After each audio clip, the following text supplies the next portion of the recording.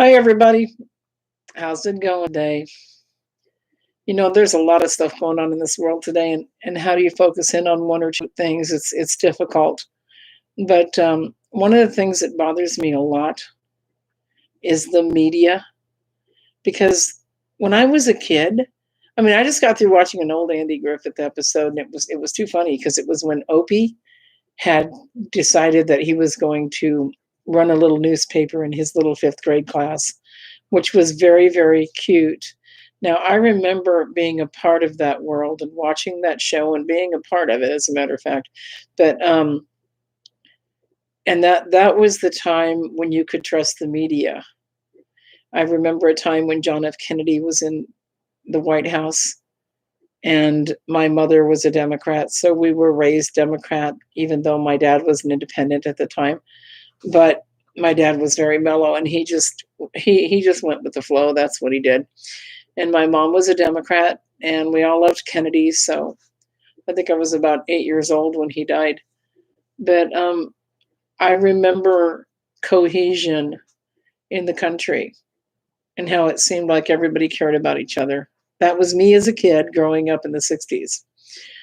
And when we would listen to the media, like when we heard when Walter Cronkite got up there on the news and said, "Okay, the president has just been shot." I literally remember watching that.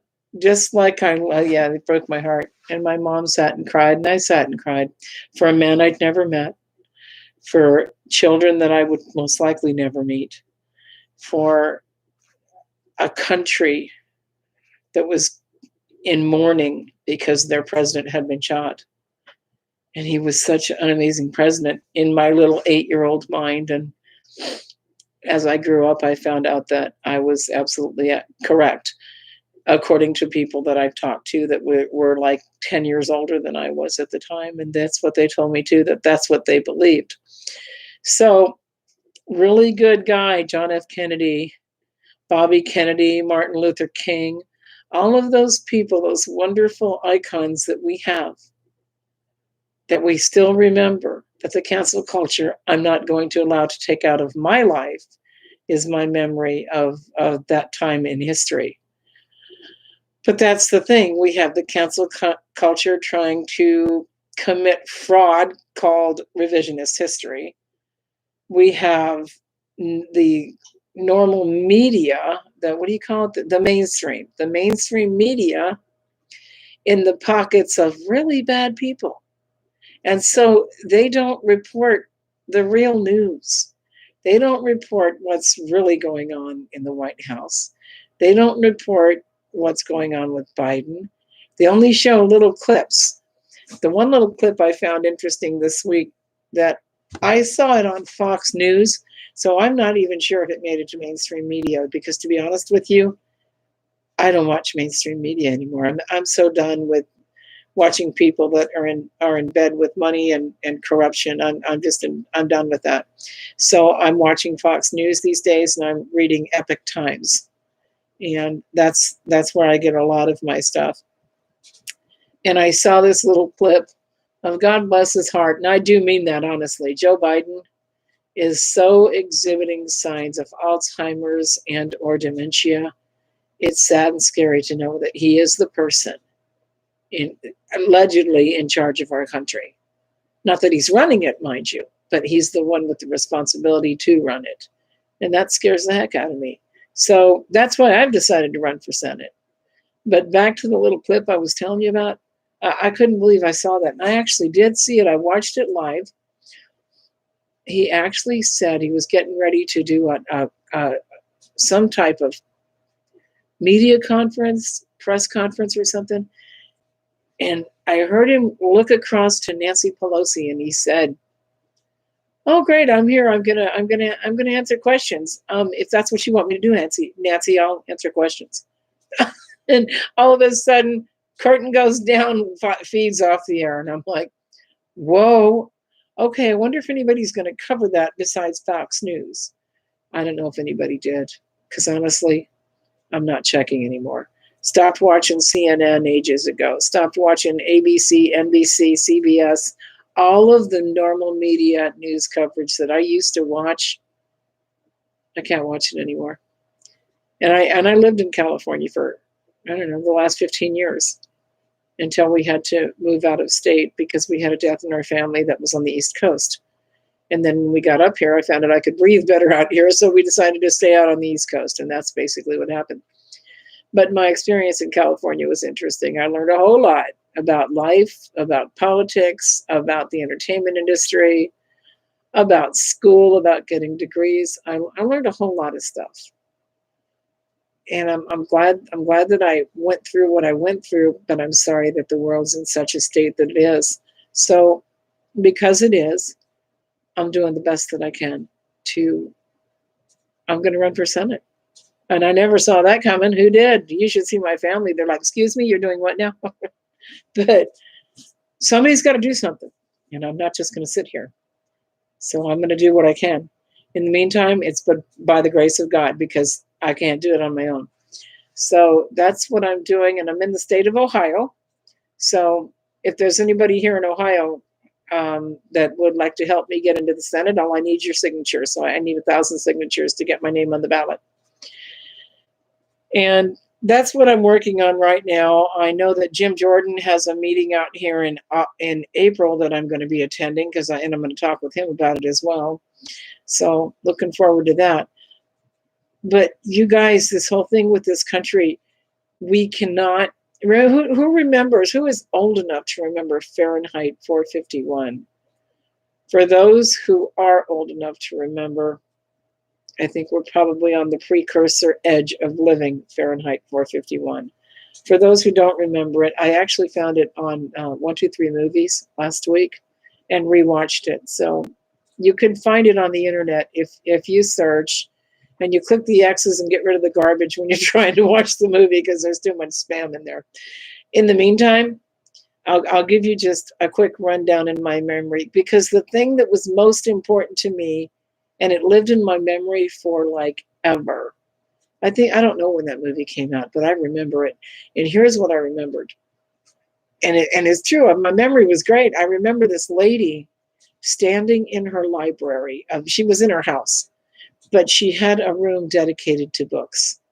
And she stood in her library while the One World government came over and literally burned her house down, because they were trying to cancel history by canceling the books.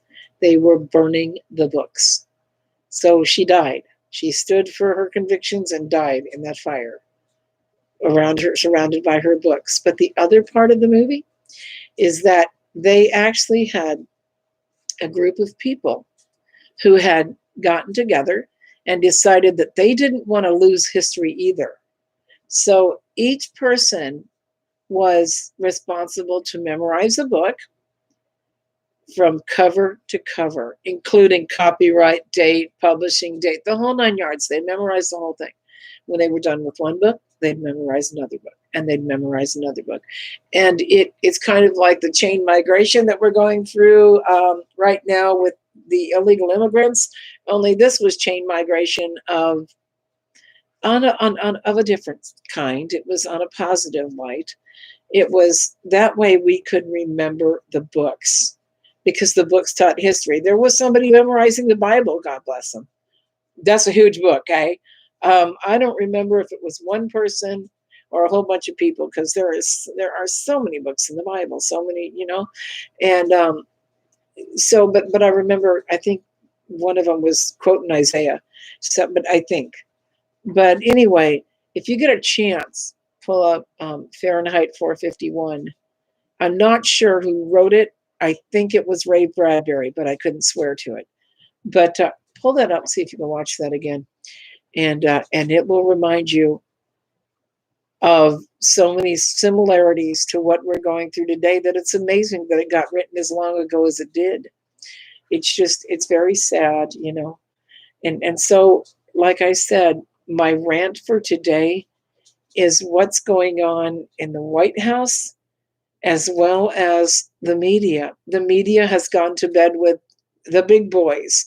Then there's big tech Good Lord. See, there's so many problems today that were being solved in the last 4 years of Donald Trump's reign. And I call it reign, and it's not really a reign. A presidency is a better word.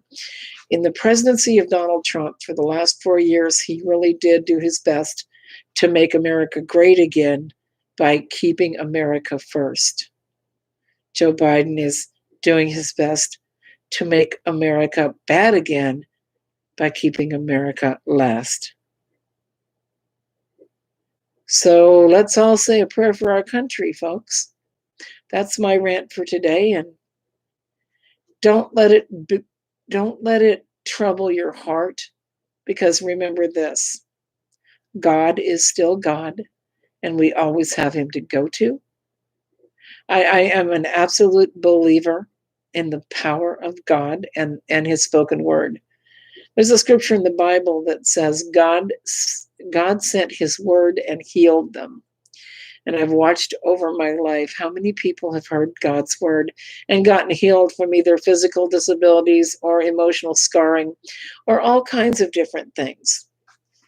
And that's why I'm thankful that I have the relationship with God that I do. Because if I pray for something, I know that he hears my prayers. And I don't give up on God because he doesn't give up on me. So let's nobody give up on God, because he's not giving up on any of us. We just need to stand true to that belief. That's just my personal opinion. Thanks for letting me share it with you. And you guys have a great day. And we'll talk some more later on my next live stream. If you need to get a hold of me, you can always find me on Facebook, because for some reason, I don't know why, but YouTube is blocking comments on my live stream. I haven't figured out quite yet why, but I'm working on it. In the meantime, you can find me on Facebook. You can find me on or send me an email. My email is renishlee@yahoo.com. It's RENISHLEE @yahoo.com. God bless y'all, and we'll talk later. Take care. Bye-bye.